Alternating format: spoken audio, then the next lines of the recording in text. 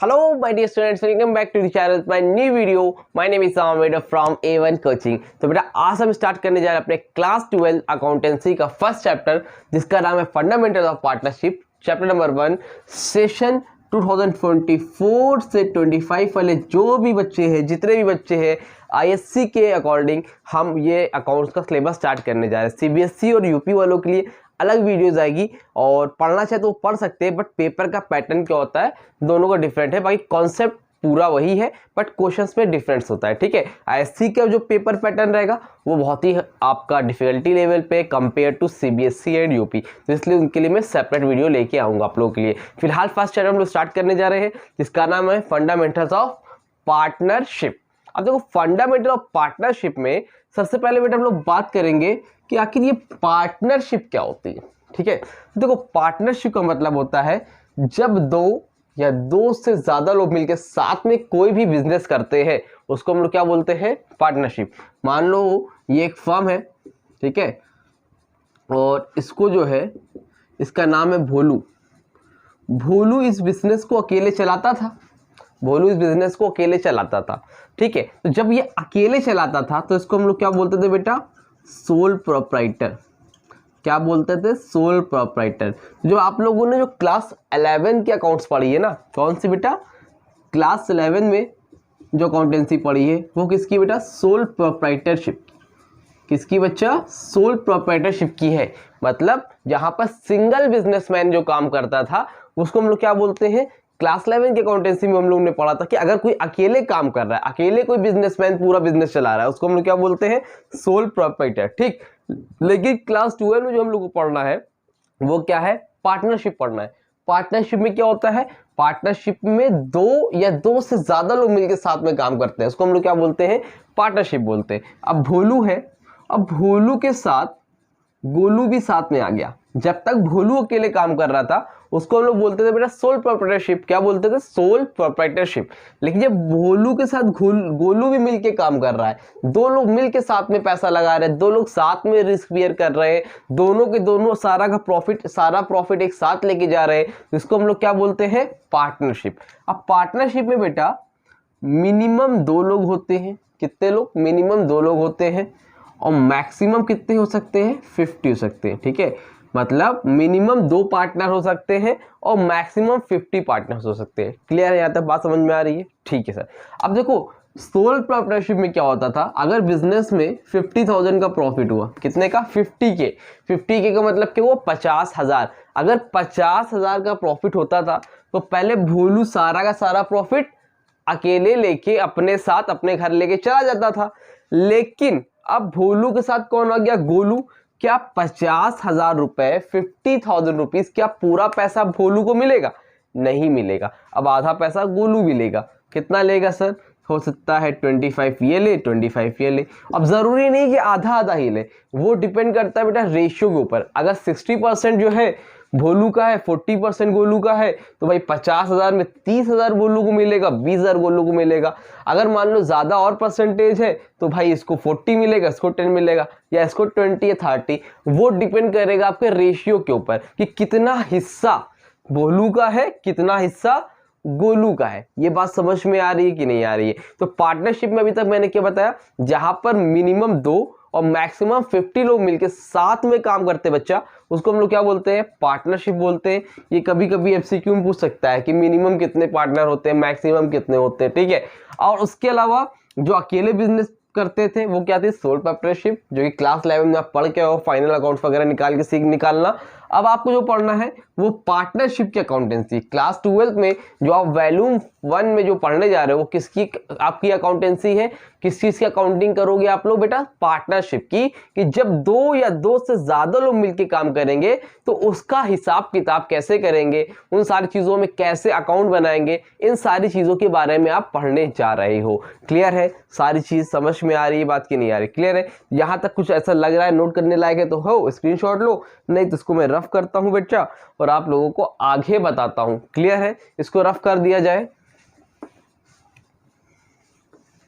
हाँ तो बेटा अब जो हम लोगों को सबसे पहला टॉपिक पढ़ना है क्लास 12 के अकाउंटेंसी में वो है बेटा P&L एप्रोप्रिएशन अकाउंट।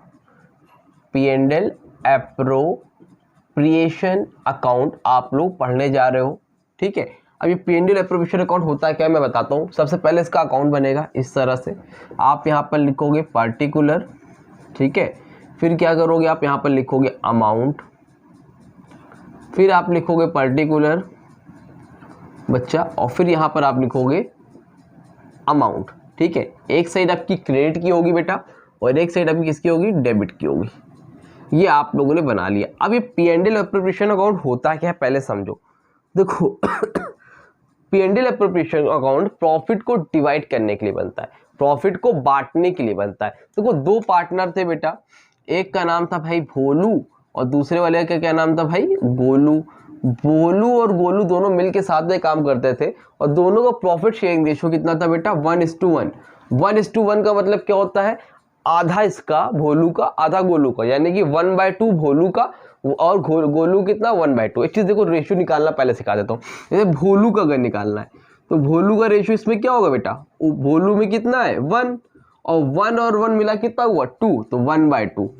गोलू का कितना होगा, गोलू में कितना है 1 और 1 और मिला कितना हुआ 2, 1/2। कुछ समझ में आई बात। एक और कराता हूँ, देखो एक है रीना और दूसरे का नाम है बीना। रीना का रेशियो है 3 और बीना का रेशियो है 2। तो रीना का रेशियो कैसे निकालोगे, रीना इक्वल टू, रीना में कितना है बेटा 3, तो 3 लिखो और दोनों को जोड़ दो, 3 2 5। रीना कितना है 3/5। बीना का कोई पूछे कैसे करोगे, बीना कितना है, बीना का भाई 2 और 3 2 जोड़ दो कितना हो जाएगा 5, तो बीना कितना है 2/5। कुछ बात समझ में आ रही, तो इस तरह से रेशियो निकलता है। तो मान लो इस क्वेश्चन में जो रेशियो दे रखा है बेटा भोलू और गोलू का, वो कितना दे रखा है बेटा 1:1, यानी कि आधा भोलू का है आधा गोलू का है, ठीक है। अब क्लास 11 में आप लोग एक पढ़ के आए थे जिसको हम लोग बोलते थे P&L अकाउंट। इसमें आप लोग बनाते थे ट्रेडिंग एंड P&L अकाउंट, याद है कि नहीं याद है, थोड़ा बहुत तो याद होगा भाई, ठीक है। अभी नहीं याद है तो अब देख लो, याद आ जाएगा। यहाँ पर आप लोग लिखते थे इस तरह से, पर्टिकुलर अमाउंट, पर्टिकुलर अमाउंट। ये आपकी क्रेडिट साइड थी बेटा, ये आपकी डेबिट साइड थी, याद है। यहाँ पर आप लोग क्या करते थे, सारे के सारे खर्चे लिखते थे, हाँ। इधर साइड आप क्या लिखते थे, अपनी इनकम लिखते थे, है ना। कुछ डायरेक्ट खर्चे थे, कुछ इनडायरेक्ट खर्चे थे, कुछ डायरेक्ट इनकम थी, कुछ इनडायरेक्ट इनकम थी। जितने भी खर्चे थे आपने इधर लिखे, जितनी भी इनकम थी आपने इधर लिखी। अब मान लो खर्चे, सपोज मान लेते हैं हम लोग 3 लाख रुपए के खर्चे थे। कितने खर्चे थे, 3 लाख रुपए के। इनकम कितने की थी बेटे बच्चा, 5 लाख रुपए की। इनकम कितने की थी, 5 लाख रुपए की। खर्चे कितने थे, 3 लाख रुपए के। अब आप लोगों ने ये तो पढ़ा ही है, बचपन से पढ़ लो, क्लास 11 से पढ़ लो भाई, कि डेबिट साइड और क्रेडिट साइड बराबर होती है। ज्यादा वाला दोनों तरफ लिखो, ज्यादा किधर है, इधर की इधर, इधर ज्यादा है। इनकम साइड क्या है बेटा आपकी, ज्यादा है, तो जो ज्यादा वाला है वो दोनों तरफ लिख दो, 5 लाख।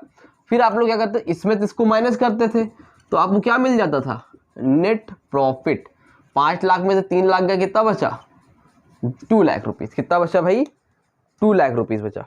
ये आपका क्या है बेटा, ये है आपका नेट प्रॉफिट। क्या है ये आपका नेट प्रॉफिट। बात समझ में आ रही है। तो ये नेट प्रॉफिट आप लोगों ने क्लास लेवल निकालना सीखा है। अब आपको निकालना नहीं पड़ेगा, आपको क्वेश्चन में गिवन रहेगा नेट प्रॉफिट। तो आप नेट प्रॉफिट सबसे पहले क्या करोगे, यहां पर आओगे और ऐसे करके लिख दोगे बाय नेट प्रॉफिट, जो भी यहां पर आपका रहेगा। अगर यही है तो यही लिख दोगे, नहीं मान ले चलते हम लोग कि भाई नेट प्रॉफिट जो है आपको नहीं गिवन, चलो मान लेते यही वाला है नेट प्रॉफिट। सपोज कर लेते हैं 2 लाख रुपए का नेट प्रॉफिट है। अब ये नेट प्रॉफिट हो गया। अब ये नेट प्रॉफिट जो 2 लाख रुपए आया है, ये किस में बटेगा, भोलू में और गोलू में। याद है कि नहीं, अभी बताया ना भोलू गोलू बटेगा। अभी क्या था, इससे पहले भोलू अकेले बिजनेस करता था, तो जो प्रॉफिट हुआ 2 लाख रुपए यहां पर अकेले लेके चला जाता था।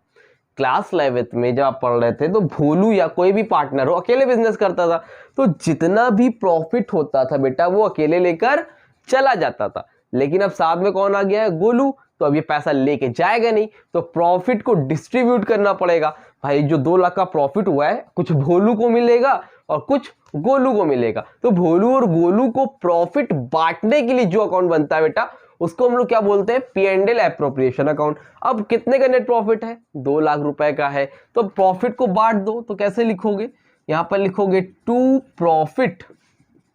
बांटने का तरीका होता है बेटा to profit transferred into capital account. अब जो प्रॉफिट बांटोगे बेटा वो ट्रांसफर हो जाता है कहाँ पे, कैपिटल अकाउंट में। अब 2 लाख का प्रॉफिट था तो 2 लाख रुपीज मान लो मैंने ऐसे लिख लिए, तो 2 लाख रुपीज मैंने इधर भी लिख दिए। अब इस 2 लाख में भोलू को कितना है 1/2, गोलू का भी कितना है 1/2, तो टोटल प्रॉफिट कितना है 2 लाख रुपए। उसमें भोलू भाई का कितना है, तो यहाँ पर लिखो भोलू का और दूसरा वाले गोलू का 2 लाख का प्रॉफिट है, टोटल 2 लाख का प्रॉफिट यहाँ मैंने लिख दिया। अब इस 2 लाख में 1 लाख भोलू का है और 1 लाख गोलू का, ये आपको लिख के दिखाना पड़ेगा। अच्छा चलो थोड़ा सा और करते हैं, जैसे थोड़ा आसान मतलब अलग लगे, 3:2 कर लेते। भोलू का रेशियो कितना है 3 है, गोलू का रेशियो कितना है 2 है, यानी कि भोलू का बच्चा कितना है 3/5 और गोलू का कितना है भैया 2/5। 3/5 कहाँ से है बताया तभी, 3 है, 3 और 2 को जोड़ेंगे कितना होगा 5, यहाँ 2 है, 3 और 2 को जोड़ेंगे कितना होगा 5, तो 3/5 2/5, भोलू कितना 3/5, तो 3/5 के हिसाब से टोटल प्रॉफिट कितना है 2 लाख का, तो 2 लाख में भोलू को कितना, भोलू का रेशियो कितना है 3/5, तो लिखो 3/5, काटो 5 1 5 4 20, 1 2 3 4 40 80 1,20,000, समझ में आई बात। 1,20,000, अगर 2 लाख का प्रॉफिट में भोलू का 1,20,000 है तो 2 लाख में 1,20,000 माइनस कर दो, कितना आएगा 80,000, तो बच्चा गोलू कितना होगा 80,000। कुछ बात दिमाग में गई कि नहीं गई कि प्रॉफिट को डिस्ट्रीब्यूट कैसे किया जाता है, क्लियर हुआ।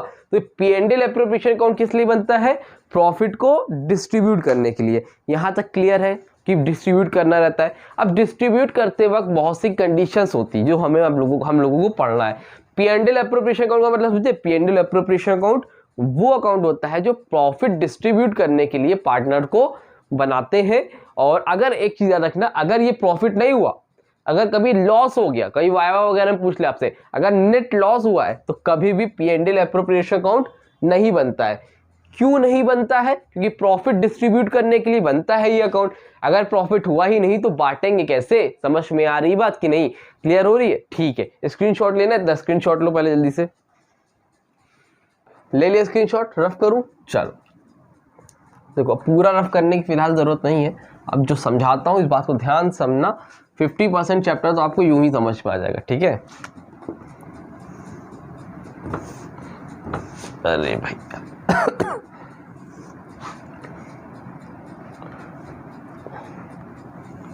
ठीक है, अब ये मान लो आपका नेट प्रॉफिट कितना है 2 लाख रुपए, ठीक है। अब इसको भी मैं रफ करता हूँ, ये तो आप लोगों ने सीख लिया है। अब देखो अगर क्वेश्चन में कुछ गिवन नहीं तो बात यहीं पर खत्म हो गई। लेकिन अब 2 पार्टनर है, एक भोलू है गोलू है। भोलू यहाँ पर पहले से काम करता था, गोलू बाद में ज्वाइन करे, ठीक। तो भोलू ने बोला भाई साहब देखो हम ज़्यादा मेहनत करते हैं, एक तो हम पहले से काम कर रहे हैं, उसके बाद हम 10 बजे आते हैं और रात में 10 बजे वापस जाते हैं, ठीक। तुम यार 12 बजे आते हो 6 बजे चले जाते हो, ठीक है। हम ज़्यादा लोग को जोड़ते हैं अपने बिजनेस में, तुम उतनी मेहनत नहीं करते हो। भाई होता है ना, जब 2 लोग साथ में काम करते हैं तो एक लोग ज़्यादा काम करते हैं, एक लोग कम करते हैं। ऐसा नहीं कोई कि हमेशा ही ऐसा हो, कुछ कभी कभी होता है दोनों बराबर कर रहा हूँ, लेकिन नॉर्मली ऐसा होता है। तो भोलू ने कहा कि भाई देखो हम एक्स्ट्रा वर्क करते हैं, हम इतना काम करते हैं, तो जो प्रॉफिट हुआ है ना ये 2 लाख रुपए का, ये जो प्रॉफिट हुआ है 2 लाख रुपए का, ठीक है, ये बटेगा, इस रेशियो में बटेगा, लेकिन उससे पहले हमें अलग से सैलरी चाहिए। मतलब मान लो मैं कोई बिजनेस करता हूँ, मान लो मैं अपनी कोचिंग चलाता हूँ A1, अब A1 ने मुझे मान लो 50,000 बचा, अब 2 पार्टनर है, 25,000 एक आदमी को मिल गया, 25,000 मुझे मिल गया। अब मैंने बोला ये 25,000 बाद में बटेगा, पहले 50,000 में मुझे पढ़ाने का 10,000 रुपये एज अ टीचर दो सैलरी अलग से, उसके बाद जो पैसा बचे बांटो। तो 50 में 10 मैंने ले लिया, बचा कितना 40। अब 40 में आधा आधा बांट दो। समझ में आ रही बात कि नहीं आ रही, क्या कह रहे हैं, क्लियर हो रही है। तो ये क्या बोल रहे हैं कि इन लोग बोलते हैं, भोलू ने बोला कि भाई देखो मैं मेहनत कर रहा हूं तो मुझे अलग से सैलरी चाहिए, ठीक है। तो सैलरी चाहिए तो सैलरी ले लो, तो सैलरी दिया जाएगा। अभी रूल बताऊंगा, परेशान मत होना, रूल क्या है, ठीक है। यहां पर लिखा मैंने टू सैलरी, ठीक है। अब जो P&L एप्रोप्रिएशन अकाउंट होता है बेटा, वो बनता है फर्म के अकॉर्डिंग। किसके अकॉर्डिंग बनता है बेटा, फर्म के अकॉर्डिंग। फर्म मतलब जो भी बिजनेस है, अगर जितने भी खर्चे हैं फर्म के लिए जितने भी एक्सपेंस है वो डेबिट साइड में जाएंगे, जितनी भी इनकम है वो क्रेडिट साइड में जाएंगे। आपको पता है जितने भी खर्चे होते हैं डेबिट साइड में, जितनी भी इनकम होती है वो क्रेडिट साइड में। तो ये P&L एप्लीकेशन को किसके अकॉर्डिंग बन रहा है? फर्म के अकॉर्डिंग। फर्म के लिए जो भी खर्चा है वो इधर, जो भी इनकम है वो इधर। अब सैलरी देनी पड़ रही ना फर्म को, सैलरी देनी पड़ रही है पार्टनर को, तो फर्म के लिए क्या है? खर्चा है। भाई 2 लाख का प्रॉफिट था, अब सैलरी देनी पड़ रही है, सैलरी दे रहे तो खर्चा है। सैलरी किसको मिलेगी? भोलू को और गोलू को। क्वेश्चन में लिखा रहा है कितनी कितनी, हाँ अभी समझने के लिए लिख लेते हैं। 5,000 भोलू को मिली और गोलू ने भी बोला तो ठीक है, गोलू को भी 3,000 रुपये, 2,000 रुपये गोलू को मिली। तो टोटल मिला कितनी हो गई? 7,000 रुपये। ये बात समझ में आई? जी सर आ गई। अब इधर साइड हमेशा 2 लिखते हैं बेटा, इधर साइड हमेशा बाय लगाते हैं, ठीक है। अब देखो भोलू ने बिजनेस में पैसा लगाया था, हर आदमी पैसा लगाता है। भोलू ने 5 लाख रुपए लगाए थे, गोलू ने 3 लाख रुपए लगाए थे। ये कहते हैं कैपिटल। जो पैसा लगाते हैं उसको हम लोग क्या बोलते हैं? कैपिटल। अब जब बिजनेस में पैसा लगाया भोलू ने, देखो भोलू का पैसा था, भोलू ने बिजनेस यानी कि फर्म में पैसा लगाया। अब जब कोई इंसान फर्म में पैसा लगाता है, कैपिटल लगाता है, तो बोलता है कि भाई हमने पैसा लगाया, इस पर हमें इंटरेस्ट चाहिए। भाई मान लो मेरी कोचिंग है, मैंने अपनी कोचिंग में पैसा लगाया, तो अब वो पैसा अगर मेरा बैंक में रखा होता तो मुझे इंटरेस्ट मिलता। मैंने अपने कोचिंग में लगा दिया, अपने बिजनेस में लगा दिया, तो मुझे क्या चाहिए? इंटरेस्ट चाहिए। इस तरह भोलू ने पैसा लगाया फर्म ने, तो भोलू बोला ठीक है कैपिटल लगा रहे, इस पर हमें क्या चाहिए? इंटरेस्ट चाहिए, ठीक है, इंटरेस्ट मिलेगा। उस तरह गोलू को ही मिलेगा, ठीक है। तो अब फर्म को इंटरेस्ट देना पड़ रहा है, भोलू को फर्म को इंटरेस्ट देना पड़ रहा है पार्टनर को। फर्म के लिए क्या है? खर्चा है। और सारे खर्चे इधर साइड लिखो, 2 इंटरेस्ट ऑन कैपिटल। पहले वाले का नाम भोलू, दूसरे वाले का नाम गोलू। अब 5 लाख है, अब वो क्वेश्चन में लिखा रहता है कि कितने परसेंट देना है। मान लेते हैं 10% देना है, ठीक है। तो 5 लाख का 10% कितना होता है बेटा? 50,000। और 3 लाख का 10% कितना होता है? 30,000। मिला के कितना हो गया? 80,000, यानी कि 80,000 रुपीज़। कितने बेटा? 80,000 रुपीज़, यानी कि 80,000 रुपये देना पड़ेगा as a interest on capital. किसको देना पड़ेगा भाई? फर्म को देना पड़ेगा, पार्टनर्स को, ठीक है। अब उसी तरह कमीशन हो गई। अब की बार कमीशन बोला गया, भोलू ने बोला कि भाई हम कमीशन लाते हैं बिजनेस में, मतलब हम कस्टमर ढूंढ के लाते हैं, हमें कमीशन चाहिए। तो ठीक है, भोलू को दे दी गई 5,000, 3,000 रुपये, ठीक। गोलू कुछ नहीं मिला। अब क्वेश्चन में लिखा हो दोनों को मिला तो दोनों दे देना, वो डिपेंड करता है क्वेश्चन बेटा। अगर एक आदमी को तो एक आदमी के लिख के बात वहीं पर खत्म कर दो। याद समझ में आया? उसके बाद एक चीज और आती है इधर, उसको हम लोग बोलते हैं टू रिजर्व।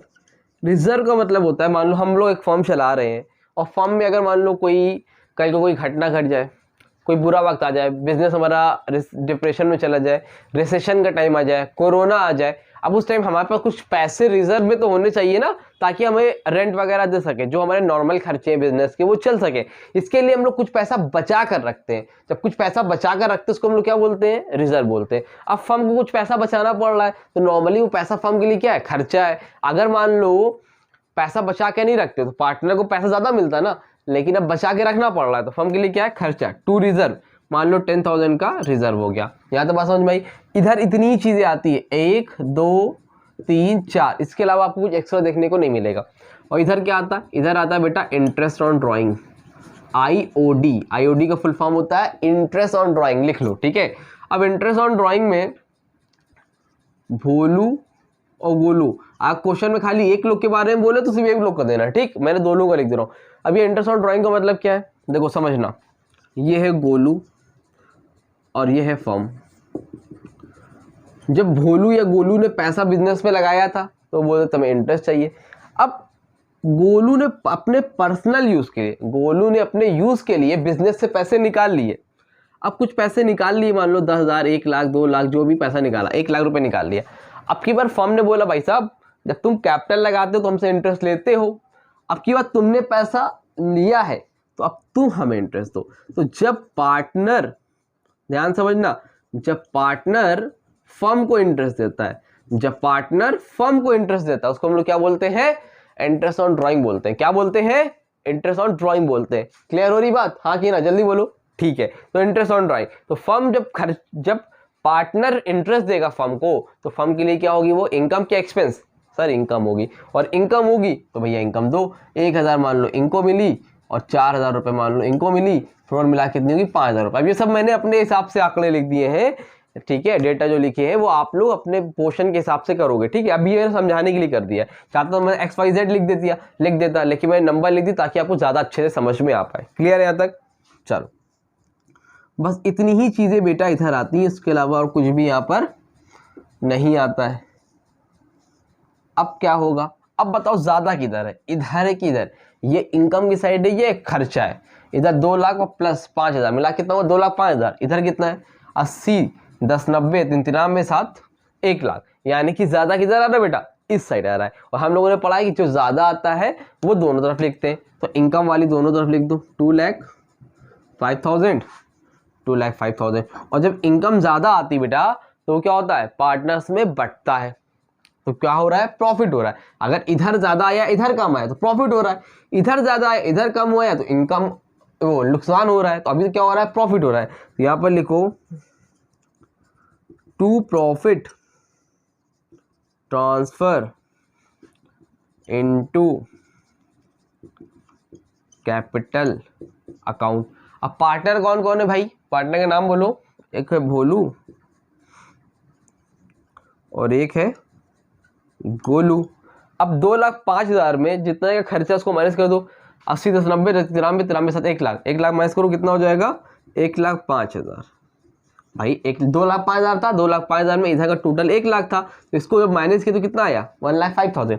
अब 1,05,000 मेरा नेट प्रॉफिट है। इस 1,05,000 में भोलू का कितना, गोलू कितना? क्वेश्चन में रेशियो कितना है भोलू और गोलू का 3:2। कितना बच्चा 3:2। तो 1,05,000 में भोलू का निकालो, भोलू 1,05,000 इस टू भोलू कितना रेशियो है 3, और 3 और 2 को जोड़ दो कितना है 3/5। निकाल लो कितना है 5 × 5, 5 × 10, 5 × 5, 1 2 3 21 42 0 0 0 3 3 0 6 63,000। कितना आया भोलू का बेटा 63,000। अब गोलू कितना आएगा, गोलू का निकालने का तरीका ये है कि यहाँ पर निकाल लो, गोलू माइनस भी कर सकते हो ऐसे भी निकाल सकते हो। 1,05,000 इंटू 2/5, 2/5 गोलू कैसे है सर, तो गोलू 2, 3 2 5, 2/5 कितना आएगा, काटोगे 21,000, 21 की 42, 42,000। गोलू कितना है बेटा 42,000। This is your answer. समझ में आई बात कि नहीं आई? ये है आपका भोलू का प्रॉफिट, ये है आपके गोलू का प्रॉफिट, और ये है बेटा आपका नेट प्रॉफिट। क्लियर हुआ? समझ में आई बात की नहीं? तो हुआ क्या इसमें, देखो नेट प्रॉफिट 2 लाख रुपए का था। अगर क्वेश्चन में आपको गिवन है कि इसको सैलरी देनी है, इंटरेस्ट ऑन कैपिटल देना है, कमीशन देना है, ये सब देने के बारे में अगर बोला गया है तो पहले ये सब बांटोगे। इंटरेस्ट ऑन ड्राइंग बोला गया है तो ये आप इनकम फर्म को दोगे, तो जितनी इंटरेस्ट ऑन ड्राइंग इधर आएगा, बाकी सारी चीजें reserve, commission, interest on capital, salary इधर आएगा। फिर अगर इधर ज्यादा आया तो इनकम हो रही है, इधर ज्यादा आया तो क्या हो रहा है, लॉस हो रहा है। लॉस हो रहा है तो इधर लिख के दिखाओगे, इनकम हो रही तो इधर लिख के दिखाओगे। बात समझ में आ रही है? क्लियर हुई बात कि नहीं हुई? जल्दी बताओ। ये है बेसिक सा कॉन्सेप्ट, और यही काम आपको करना है। इसी में वर्डिंग आपको हार्ड दे देगा, बस इसमें कुछ एक रूल चलता है उसको हमें फॉलो करना है बस। उसके अलावा इसमें आपका कुछ नहीं बचा। फिर आगे नेक्स्ट वीडियो में हम लोग बात करेंगे कैपिटल अकाउंट की, ठीक है। फिर आप यहाँ पे लिखो मैं लिख रहा हूँ अकॉर्डिंग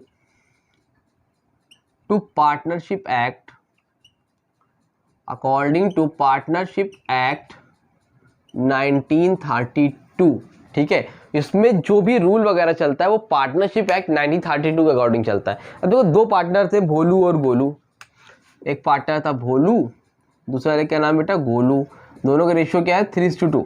अब देखो ये सारी चीजें हैं, तो अब दोनों पार्टनर हैं तो हमेशा पार्टनरशिप में क्या होता है ना बेटा, एग्रीमेंट होता है। क्या होता है, एग्रीमेंट होता है। इसी को हम लोग बोलते हैं पार्टनरशिप डीड भी। क्या बोलते हैं, एग्रीमेंट भी बोलते हैं और पार्टनरशिप डीड भी बोलते हैं। क्या बोलते हैं बच्चा, पार्टनरशिप डीड बोलते हैं। इतनी बात समझ में आ रही कि नहीं आ रही है? हाँ, तो अकॉर्डिंग टू पार्टनरशिप एक्ट 1932 के अकॉर्डिंग सारे प्रोसीजर इसमें चलते हैं। अब इसमें आप ओरल भी एग्रीमेंट कर सकते हो, रिटर्न भी कर सकते हो, लेकिन प्रेफरेंस जो दी जाती है वो रिटर्न को दी जाती है। अगर आपने ओरल कर दी, कल को लड़ाई झगड़ा हो गया, मारपीट हो गई आप लोग के बीच में, तो फिर भैया हो गया खत्म। फिर अगर लड़ाई झगड़ा हो गई है तो फिर वहाँ पर ऐसे केसेस में कोई सुनवाई नहीं है कानून की नज़र में। लेकिन आपने रिटर्न किया था, किसी ने आपके साथ धोखा कर दिया, चीट कर दी, कोई भी बात हो गई, तो आप वहाँ पर कानून के हिसाब से आप कोर्ट में अपनी कंप्लेन कर सकते हो। समझ में आ रही बात? तो आप लोग को रिटर्न प्रेफरेंस दिया जाता है। क्लियर है? अच्छा, अब एग्रीमेंट कराया आपको, तो अब एग्रीमेंट अगर मान लो, यहाँ पे हेडिंग लिखो, if the partnership deed is absent, मतलब इसका मतलब क्या? पार्टनरशिप डीड एब्सेंट है, मतलब if the absence of partnership deed, अगर मान लो पार्टनरशिप डीड बनवाना भूल गए या पार्टनरशिप डीड बनाया यानी कि एग्रीमेंट किया लेकिन उसमें कुछ लिखवाना भूल गए, तो क्या होगा? देखो यहाँ पर इंटरेस्ट ऑन कैपिटल दिया था ना, सैलरी दिया था ना, तो देयर, यहाँ पर लिखना देयर विल बी